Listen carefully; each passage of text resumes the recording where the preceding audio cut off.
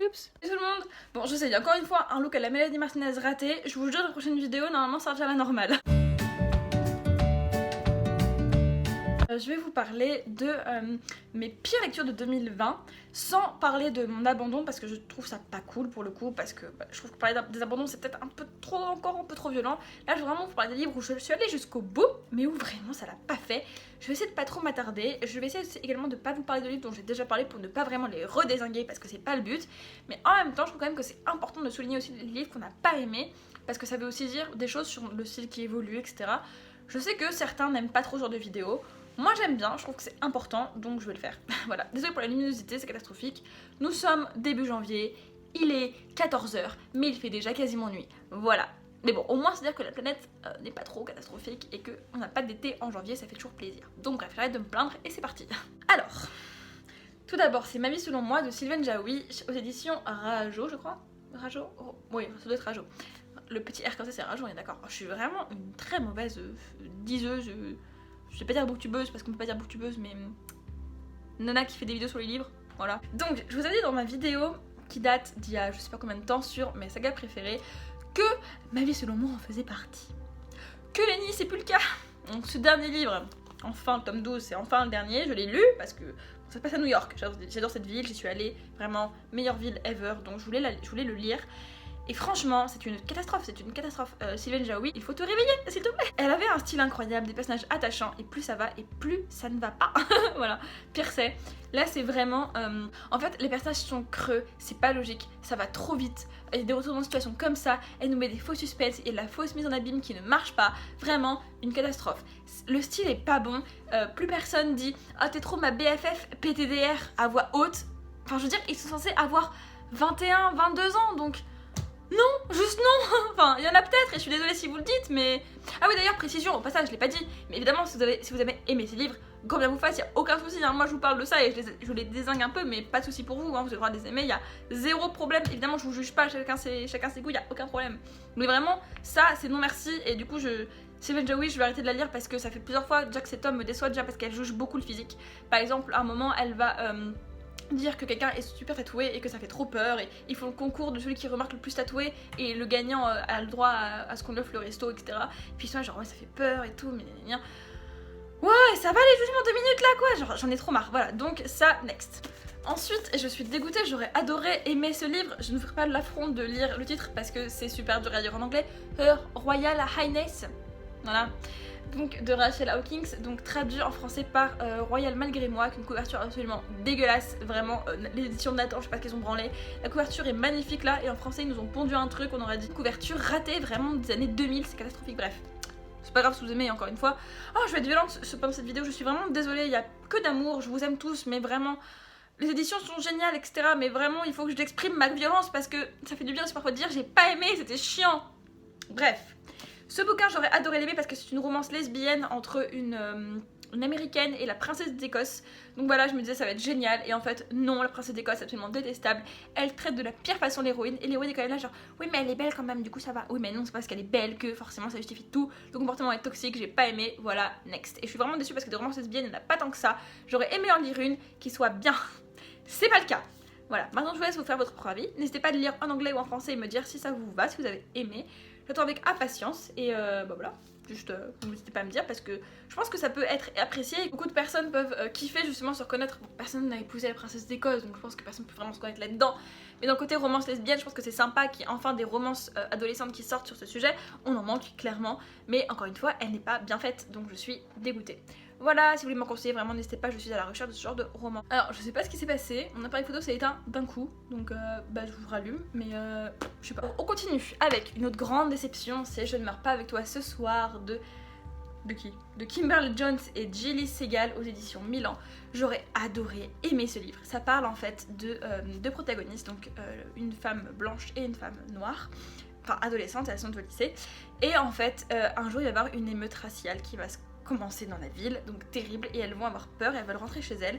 Donc elles vont faire le chemin ensemble alors qu'elles ne se connaissent pas. Et c'était ce qu'ils vendaient. C'était l'occasion du coup de parler des différences, justement, de parler ce que c'est qu'être blanche, du coup avoir ce privilège d'être blanche, et ce que c'est qu'être noire, et du coup vivre les oppressions liées à ta couleur de peau. Ça a été complètement raté. Déjà les deux personnages sont détestables, j'ai trouvé les deux très très très superficiels. Une fait que de se plaindre et l'autre est une grosse peste, voilà, donc comme ça. Et puis j'ai trouvé que c'était un faux prétexte, c'est-à-dire que l'émeute raciale, ça part en fait dans... Il y a une file d'attente à un moment pour aller boire du café. Enfin, du café ou acheter un hot dog, je sais pas, dans une file d'attente. Et il y a un mec blanc qui a un propos très raciste. Donc forcément l'autre réagit en le frappant. Bon, soit. Là encore, je peux comprendre. Mais après ça part en électricité dans toute la ville, c'est-à-dire qu'il y a des barricades, il y a des gens qui meurent je crois, enfin ça part n'importe comment. Et j'ai trouvé que ça partait mal, autant prendre un prétexte plus violent, enfin non pas qu'une insulte soit pas violente, ça l'est bien sûr, mais vous allez me dire qu'une insulte seule suffit à justifier une émeute dans toute une ville, ça me paraît un peu gros, j'ai trouvé ça un peu bof. Du coup, bon, le prétexte de base était bof, mais à la rigueur, je vous dis, on s'en tape si après la discussion entre les deux femmes permet d'évoluer, de faire comprendre aux personnes blanches à quel point elles sont privilégiées, à quel point c'est important de prendre en compte le quotidien des personnes noires qu'on ne connaît pas, qu'on ne peut pas imaginer en tant que personne blanche. Et j'aurais aimé, moi, en tant que personne blanche, même si je pense être assez informée sur la question, parce que je m'informe, que je m'éduque, etc., j'aurais aimé en apprendre davantage. Je ne sais pas, je pense qu'une des autrices est noire, j'imagine, j'espère, parce que sinon c'est encore une fois n'importe quoi, mais j'aurais vraiment aimé en apprendre plus et pouvoir comprendre vraiment avec des mots parfois crus ce que c'est, et ça n'a pas été le cas, donc j'étais vraiment très déçue. C'était très superficiel, j'ai l'impression que ça surfait un petit peu sur la vague. Oui, la vague du Black Lives Matter, ce qui n'est pas une vague, c'est important, et d'en faire un produit commercial, ça m'énerve parce que c'est pas du commerce, c'est pas une pub, c'est une réalité horrible, et si vous faites des livres dessus, faites-les bien, donc ça m'énerve. Donc j'aimerais en lire des simples, des livres un peu young adult qui parlent de ce sujet, un peu comme le bouquin super connu là... je me souviens plus du titre. They Hate to Give, qui était vachement bien, j'ai trouvé, et j'en ai pas parlé avec des personnes noires, donc je ne sais pas ce qu'elles en ont pensé elles, mais j'avais l'impression que, enfin j'en suis ressortie plus éduquée sur ce quotidien qu'elles peuvent vivre et sur le danger toujours qu'il y a quand tu es une personne noire aux États-Unis. Du coup ça m'énerve, j'ai pas aimé ce livre, je suis très déçue et j'aurais adoré l'aimer, et ça n'a pas été le cas, et ça me saoule que des sujets aussi importants soient traité aussi superficiellement. Voilà. Ensuite, ça a été Recherche colloque de Emma Green. Oh mon dieu, cette catastrophe. Alors, c'est chez les éditions Addictive qui font beaucoup de gros pavés, mais qui sont pas chers, donc on apprécie, on vous aime.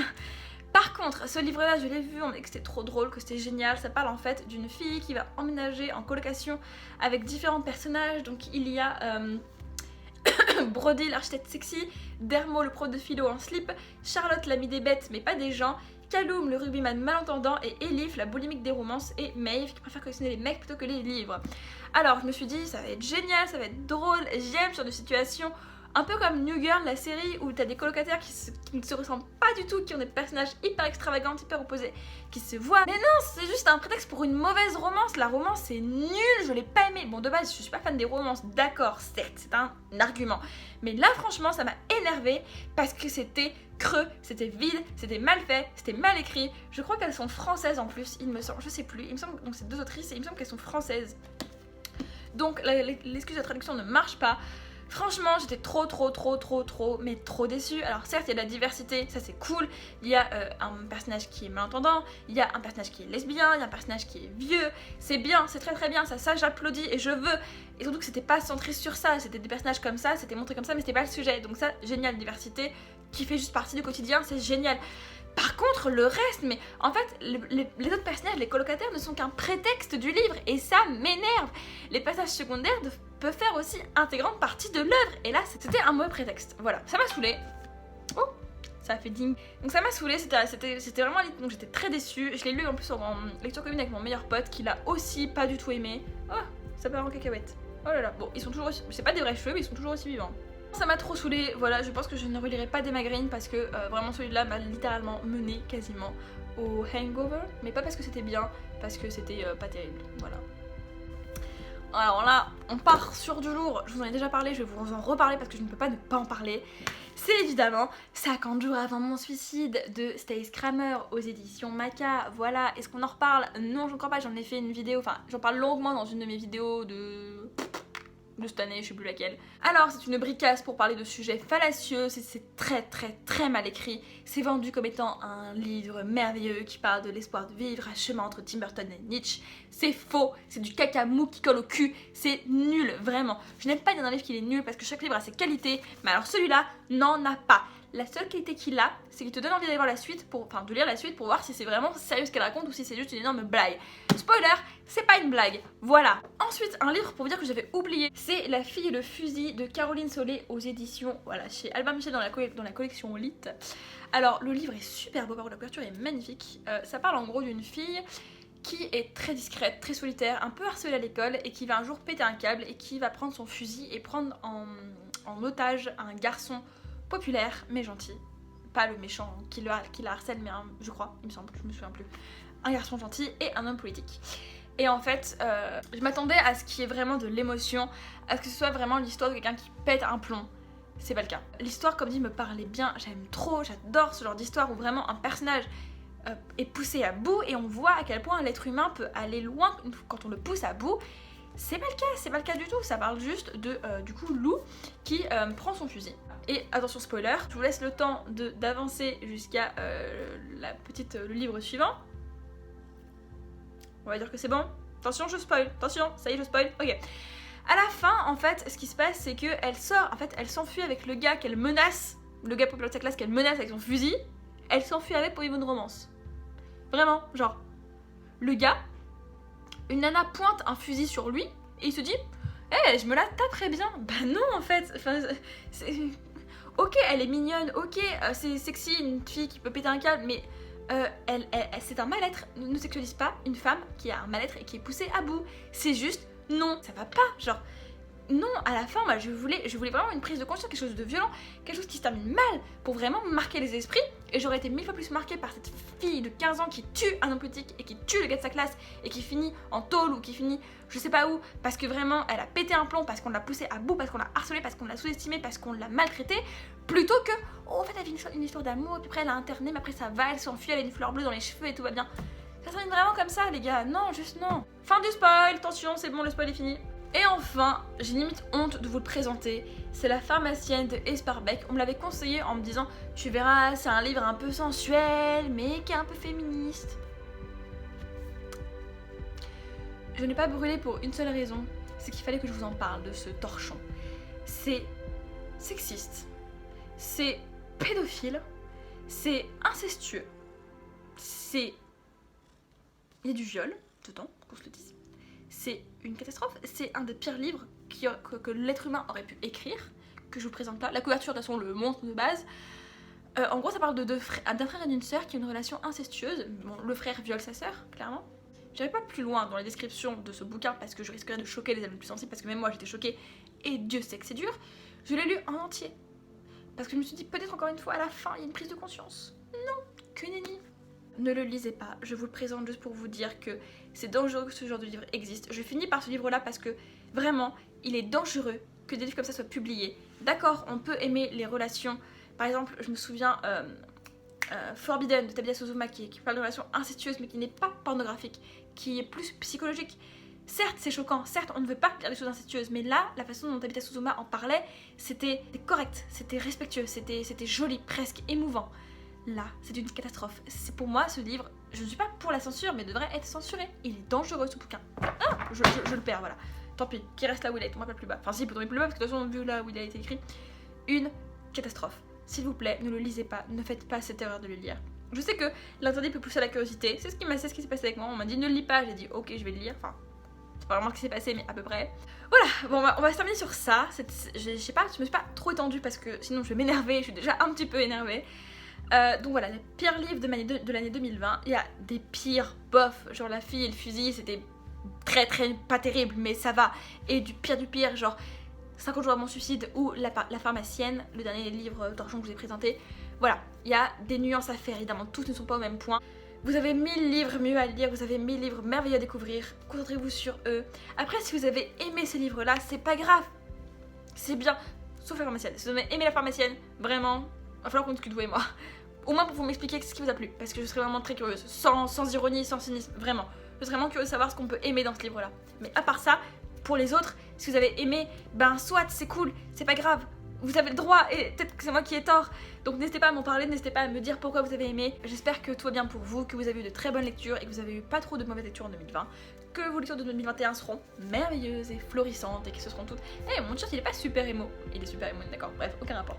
Que vous serez heureux, que vos lectures seront chouettes. Et donc voilà, n'hésitez pas à me dire quelles ont été vos pires lectures de 2020. N'hésitez pas à me dire non plus quelles ont été vos meilleures lectures de 2020. Tant qu'à faire, autant regarder plus positif.